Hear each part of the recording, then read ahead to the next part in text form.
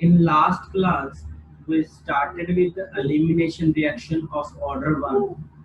तो हमने E1 mechanism start किया था। तो हल्का सा लेट्स सी कि जो इसका रिवाइज कर लें ताकि हम लोग सीन के साथ आ जाए। E1 मैकेनिज्म भाई कितने स्टेप रिएक्शन, जब कोई रिएक्शन जो E1 मैकेनिज्म से हो रही है कितने स्टेप के अंदर होती है? या इट इज 2 स्टेप रिएक्शन। ना जो स्टेप 1 है वो किस मैकेनिज्म के साथ सिमिलर होता है? या step 1 is similar to SN1 mechanism. और स्टेप 1 के अंदर क्या होता है, जो मेरा लीविंग ग्रुप है वो इस कार्बन को लीव करके जाता है। क्या बना मेरे पास?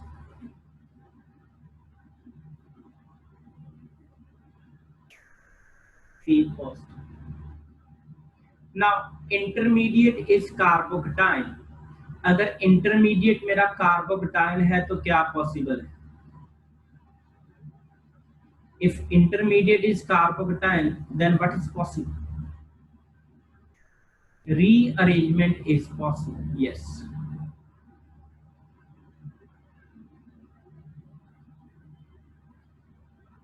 Now this step is slowest step.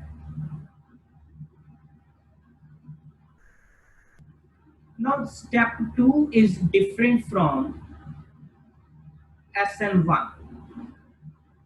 Step 2 के अंदर क्या होता है कि जो मेरे पास इलेक्ट्रॉन रिच स्पीशी है, in case of elimination it act as Lewis base. Where SN1 के अंदर क्या था कि जो मेरा इलेक्ट्रॉन रिच स्पीशी था that act as nucleophile.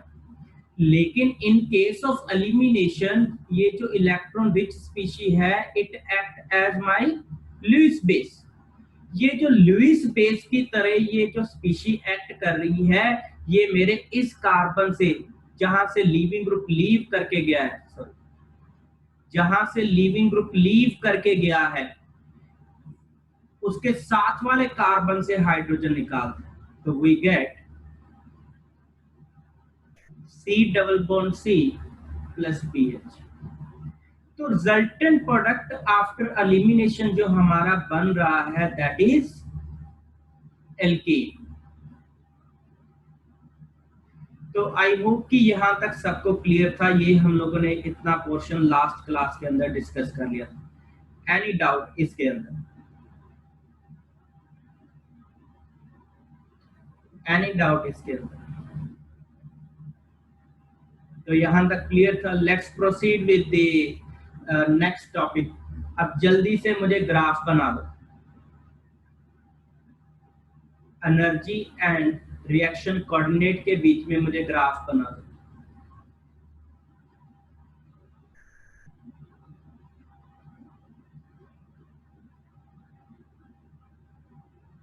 Hurry up please.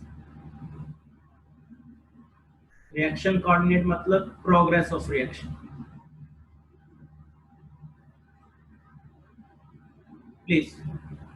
अब यहाँ पे क्या कि मेरी रिएक्शन कहां से स्टार्ट हो रही है? इस मेन रिएक्टेंट से। इस रिएक्टेंट की एनर्जी हम लोग यहाँ पे मान लेते। आफ्टर दिस ये एक्टिवेशन एनर्जी का बैरियर क्रॉस करेगा and it will give rise to my intermediate. तो यहाँ पे मेरा रिएक्टेंट है एंड दिस स्टेज जो स्टेज 2 है इट रिप्रेजेंट इंटरमीडिएट। फिर वो जो इंटरमीडिएट है सेकंड स्टेप के अंदर लुईस बेस के साथ रिएक्ट करके it give rise to final product. तो 1 यहाँ पे मेरे पास क्या रिप्रेजेंट कर रहा है? मेरा मेन रिएक्टेंट है, उसकी एनर्जी को रिप्रेजेंट कर रहा है। जो 2 है it represent energy of intermediate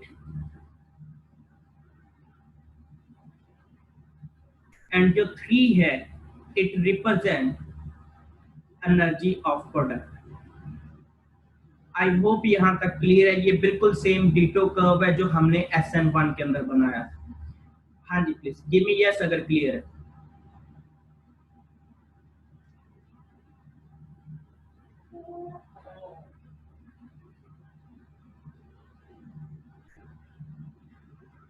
okay इसकी पिक खींच लो भाई, तो फिर मैं अगली स्लाइड के ऊपर मूव कर रहा हूँ।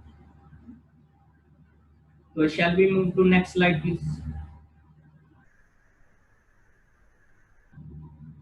Test discussion will take place in next class. इस क्लास में टेस्ट की डिस्कशन नहीं होगी, ठीक है। नेक्स्ट क्लास के अंदर will have test discussion. Next one now characteristics of E1.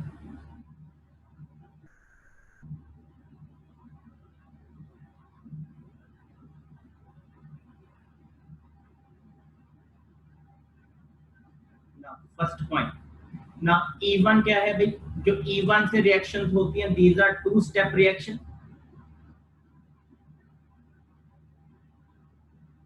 Now, slowest step के basis पे मेरा order of reaction and molecularity कितना आ रहा है?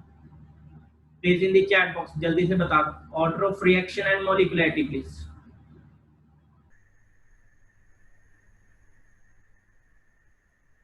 हाँ जी, everyone check करो ना भाई. Order of reaction and order of reaction किस बात के ऊपर डिपेंड करता है? मेरा स्लोएस्ट स्टेप के ऊपर, ठीक है। मॉलिक्युलैरिटी ऑल्दो एलिमेंट्री रिएक्शन के लिए मेजर किया जाता है, लेकिन अगर कॉम्प्लेक्स रिएक्शन के लिए कोई मॉलिक्युलैरिटी पूछ ले तो हम लोग क्या बताते हैं? स्लोएस्ट स्टेप के बेसिस पे। तो अब हमारे स्लोएस्ट स्टेप के अंदर कितने रिएक्टेंट मॉलिक्यूल हिस्सा ले रहे थे? Only one.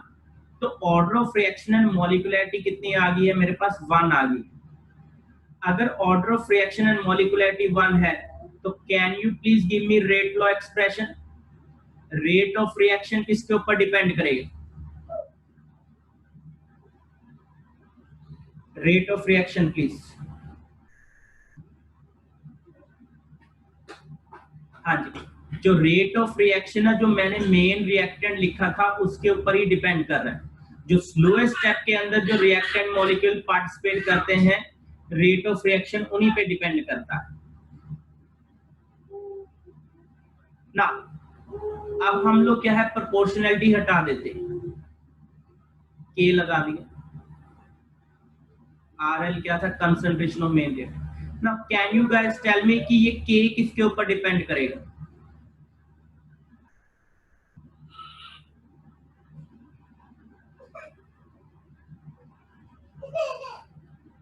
तो के की वैल्यू बिल्कुल उन्हीं फैक्टर पे डिपेंड करेगी जो SN1 के अंदर थे। तो SN1 के अंदर हमने क्या बोला था?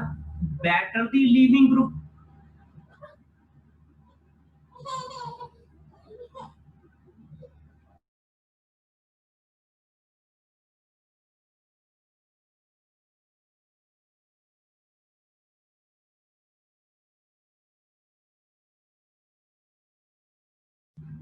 तो better the leaving group, higher the value of के।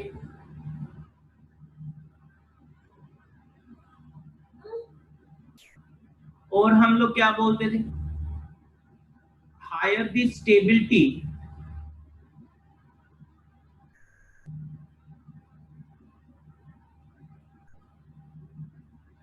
Higher the stability of carbocation.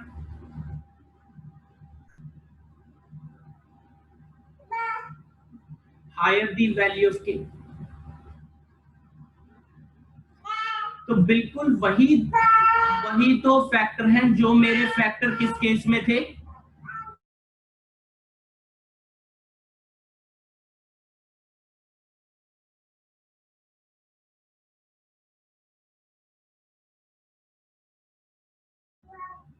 Yes, बिल्कुल वही दो फैक्टर हैं जो मेरे SN1 के केस में थे,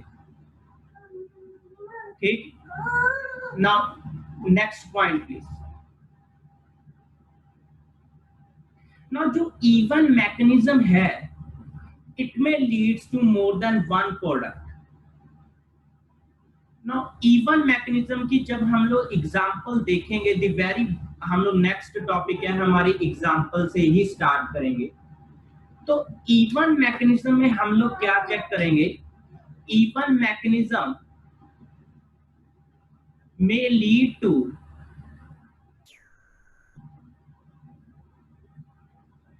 more than one product.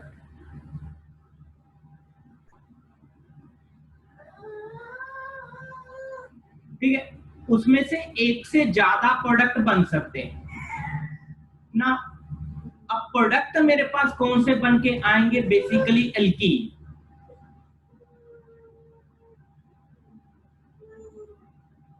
Check कर लो, पीछे हम लोगों ने मैकेनिज्म के अंदर, प्लीज बच्चों गिव मी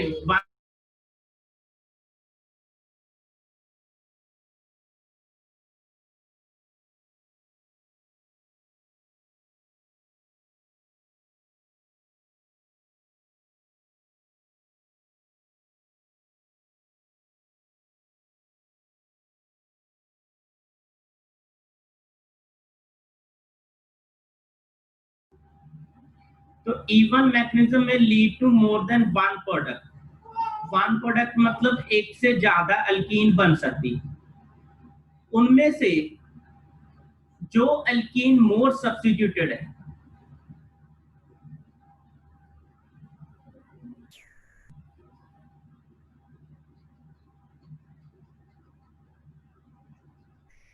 मोर सब्स्टिट्यूटेड अल्कीन का मतलब क्या है? Having more alpha hydrogen.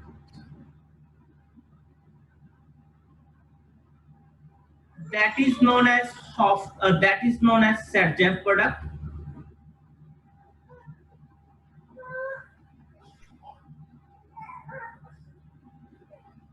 और जिस एल्कीन के अंदर,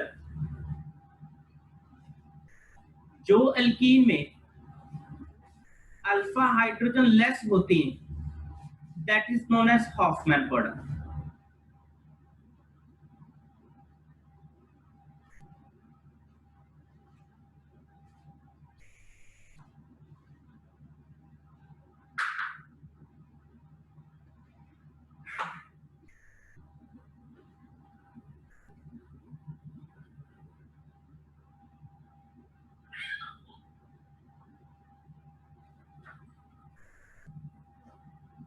That is known as Hoffman product. ठीक है, तो इवन मैकेनिज्म में हमें एक से ज्यादा प्रोडक्ट मिल सकता है कि वो अल्कीन जिसमें ज्यादा अल्फा हाइड्रोजन होती है, that is known as Saytzeff product, और जिसमें मेजर माइनर बाद में हम will come to later on. और जिस अल्कीन में मेरे पास क्या है, less number of alpha hydrogen होती है, that is known as Hofmann product. I hope it is clear. Photo खींच लो इसकी।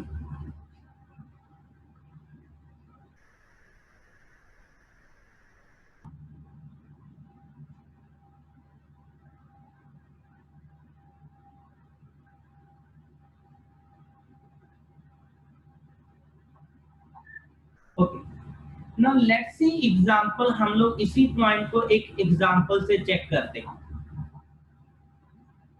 Now example 1, and it involved dehydrohalogenation.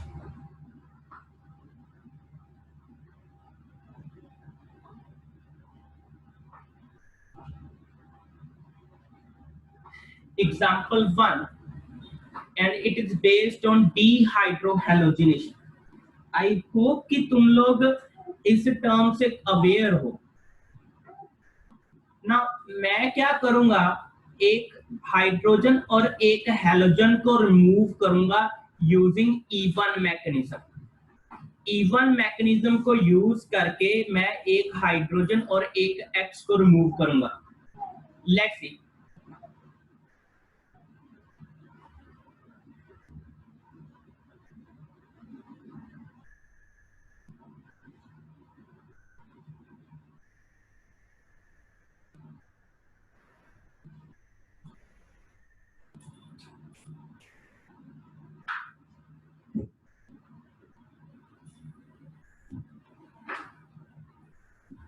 ना यहाँ पे मैंने कंडीशन लिख दी है ना। One of the main indication इस रिएक्शन में क्या है, जो ये बोल रहा है कि ये रिएक्शन एलिमिनेशन रिएक्शन होगी।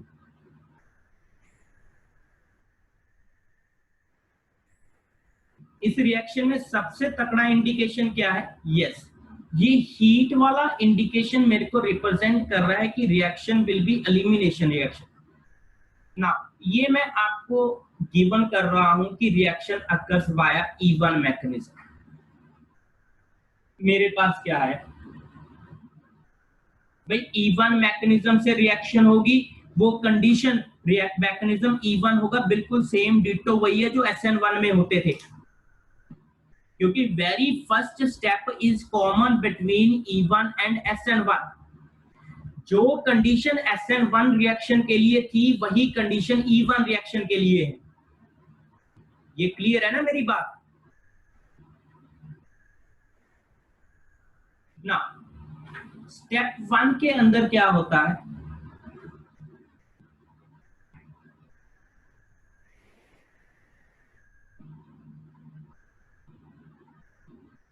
ये जो लीविंग ग्रुप है वो लीव करके जाता है।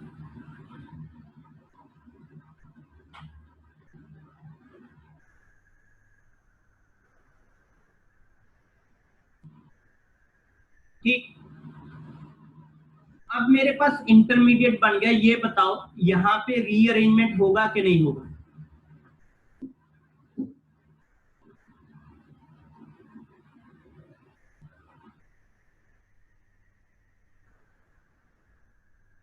यहाँ पे रीअरेंजमेंट नहीं होगा, बिकॉज यहाँ इससे ज्यादा स्टेबल इंटरमीडिएट में और नहीं बना सकता कोई।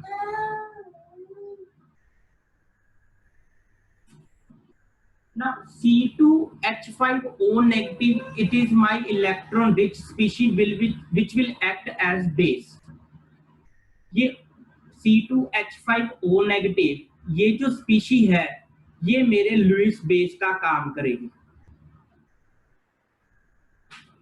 भाई अच्छा खासा बेस है ये। अब ये लुईस बेस क्या करेगा? खुशी भाई, खुशी आपने बोला है कि ये O नेगेटिव C2H5 मेरा CH पॉजिटिव पे अटैक करेगा। How many of you agree with Khushi? Khushi ये बोल रही है कि मेरा CH जो ये O negative C2H5 will attack on this one.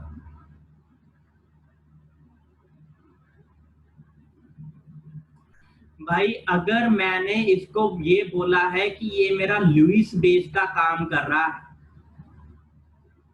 Lewis base का मतलब क्या हुआ? ये कार्बन पॉजिटिव पे अटैक नहीं करेगा, ये मेरा H पॉजिटिव निकालेगा।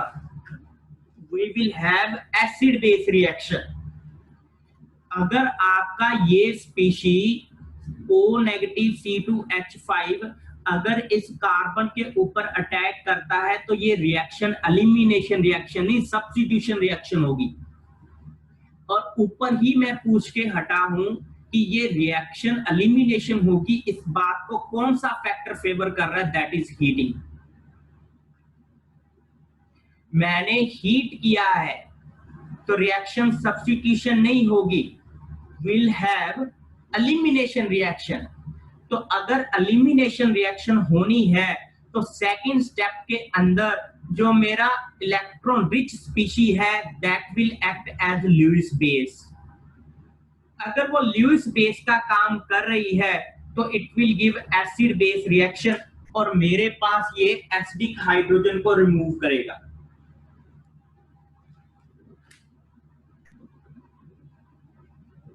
आई होप कि ये चीज क्लियर है सबको।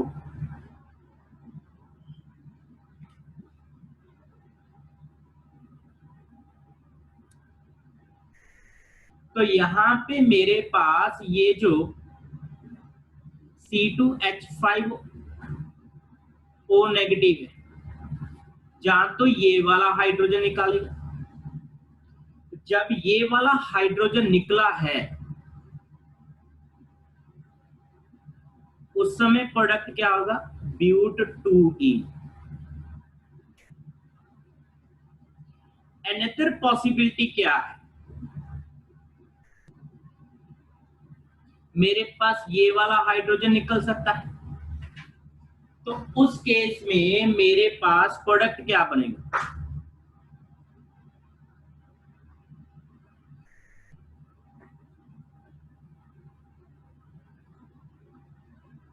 ब्यूट वन इज। तो भाई इस चीज को ध्यान में रखना है कि सब्स्टिट्यूशन हो रही है कि एलिमिनेशन।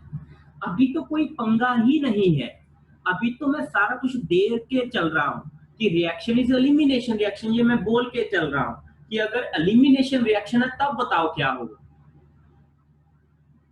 ठीक है, तो अगर एलिमिनेशन रिएक्शन है, फर्स्ट स्टेप इज कॉमन, लेकिन सेकंड स्टेप के अंदर जो मेरी इलेक्ट्रॉन रिच स्पीशी है that will act as Lewis base.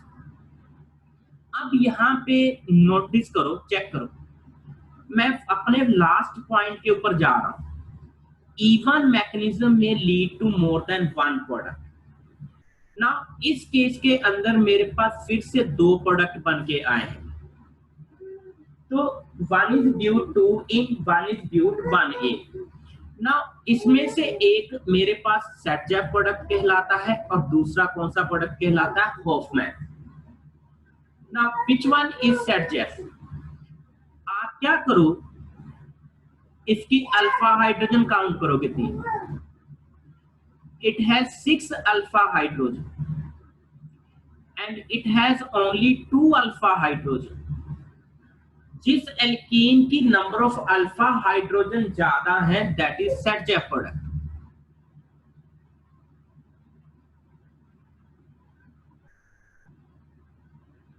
And जिस केस में अल्फा हाइड्रोजन कम है दैट इज हॉफमैन प्रोडक्ट। अब out of Saytzeff and Hofmann which is more stable? Out of Satjeff and Hoffman, which is more stable? Satjeff is more stable। तो ये जो more stable alkene बन के आ रही है इस केस में it is our major product.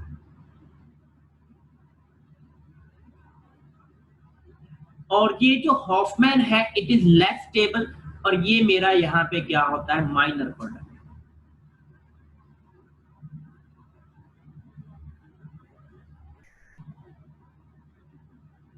It is my minor product ना।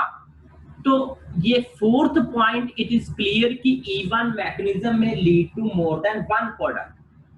ठीक है, उसमें एक सेटजेफ है एक हॉफमैन। अब यहीं पे मैं एक पॉइंट और बना सकता हूं। एक मिनट रोनित, मैं आता हूं आपके डाउट के ऊपर, पहले मैं एक पॉइंट और लिख दूं। In E one mechanism Saytzeff is the major product.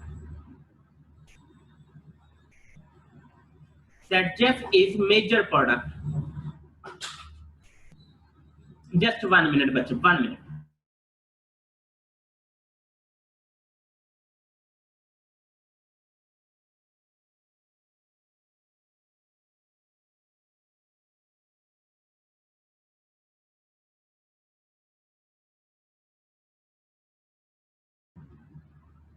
Jasleen, आपने मेरे से ये पूछा है कि is it possible Hofmann major हो जाए? या it is very much possible, लेकिन इवन मैकेनिज्म में वो पॉसिबिलिटी नहीं है। ठीक है, इवन मैकेनिज्म में वो पॉसिबिलिटी नहीं है। That case will arise in case of E2 mechanism. That is very much possible जो आपने चीज लिखी है। ठीक है, तो वो पॉसिबिलिटी है आपके पास। ठीक, Ronit, if sir if we to remove H ability, मैं समझा नहीं ये।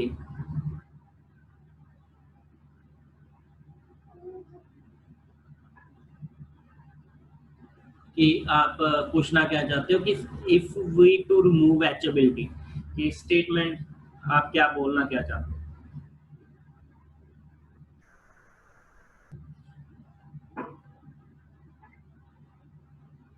If negative charge is more stable on one, one कौन है?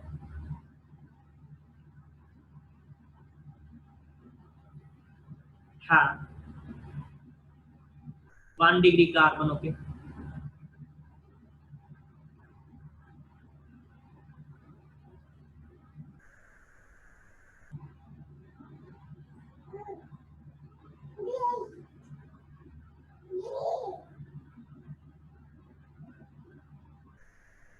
रोनित प्लीज।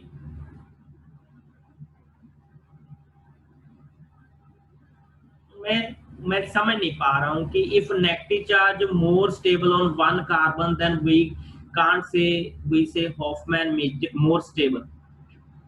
पूरे के अंदर नेगेटिव चार्ज कहाँ पे आया मुझे नहीं पता चल पा रहा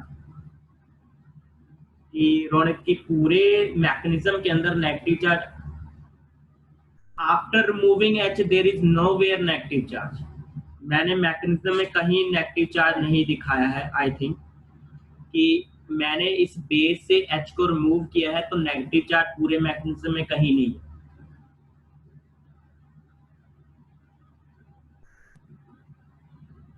ठीक है, मैंने नेगेटिव चार्ज कहीं दिखाया ही नहीं है।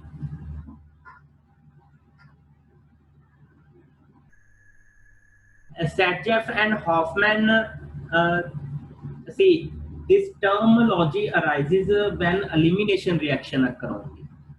ठीक है, बेसिकली जो एल्कीन बन के आ रही है उनको बताने के लिए यूज की जाती है, और जो एल्कीन बनेगी वो एलिमिनेशन रिएक्शन में ही बनेगी। ठीक है, जो एल्कीन बनती है वो एलिमिनेशन रिएक्शन में ही बनती है।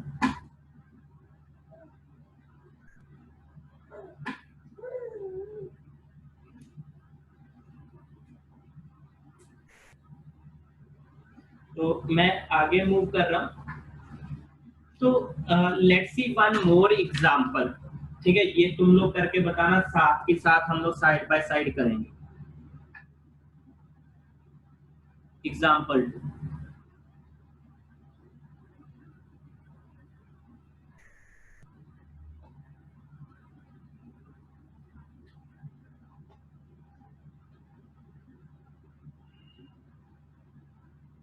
जस्ट 1 मिनट, थोड़ा सा इसको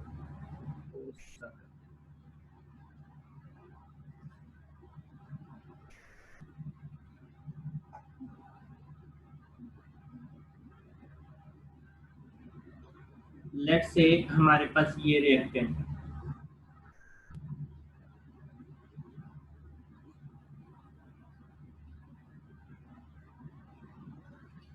फिर से मैंने हीटिंग लिख शो किया हुआ एलिमिनेशन। मैं आपको लिख के ही दे रहा हूं कि मुझे ये रिएक्शन इवन मैकेनिज्म से शो करो कि क्या हो। हाँ, let's get start please.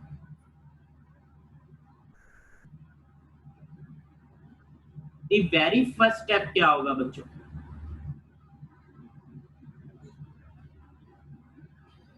Step 1, Br negative निकल जाएगा। ठीक है,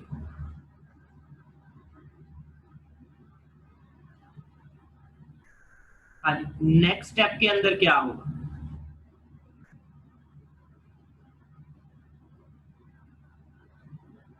नेक्स्ट स्टेप के अंदर नहीं, खुशी नहीं, जल्दबाजी मत करो बच्चे। मेरे पास कार्बोकेटायन बना है तो रीअरेंजमेंट इज पॉसिबल। तो चेक करो कि रीअरेंजमेंट हो सकता है कि नहीं हो सकता है। यहाँ पे 4 मेंबर रिंग के बिल्कुल एडजेसेंट में पॉजिटिव चार्ज है, तो रिंग कैन एक्सपैंड यार। अब 4 मेंबर रिंग एक्सपैंड होके 5 मेंबर बन गई। अब ये रिंग इस तरह से कैसे बनी है मैं ऑलरेडी SN1 में बता चुका हूं। अब इसके बाद बताओ क्या होगा? खुशी, अब बताओ बच्चे।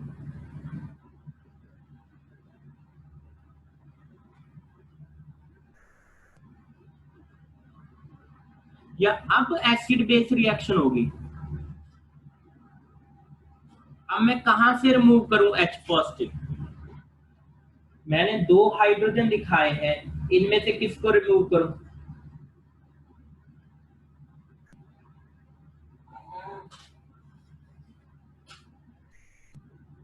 मैंने 2 हाइड्रोजन दिखाए हैं, इनमें से किसको रिमूव करूं? दोनों में से भाई कोई भी कर दो, दोनों सिमेट्रिकल तो है, सेम ही तो है। मैंने रिमूव कर दिया।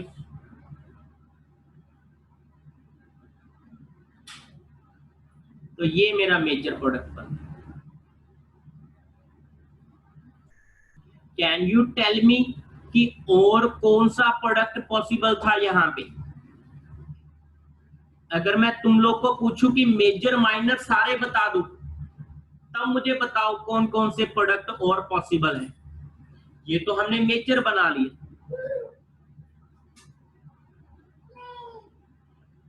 हाँ, विदाउट रिंग एक्सपेंशन। उस समय मेरे पास पॉजिटिव चार्ज यहाँ पे था, H यहाँ पे,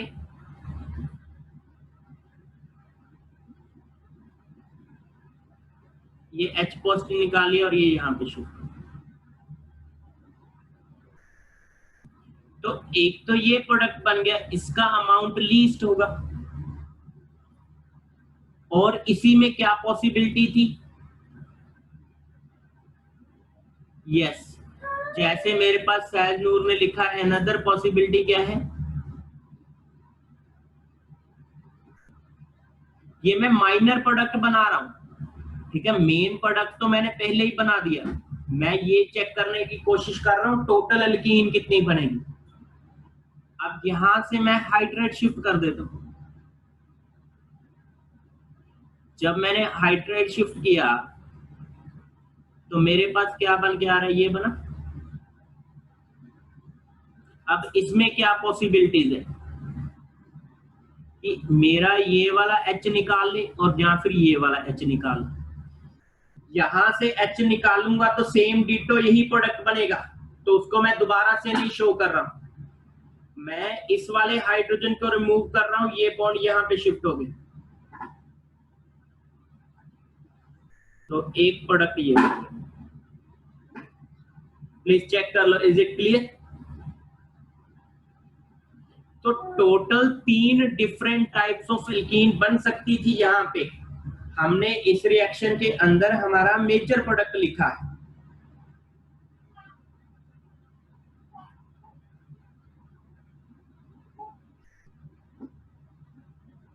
इज इट क्लियर?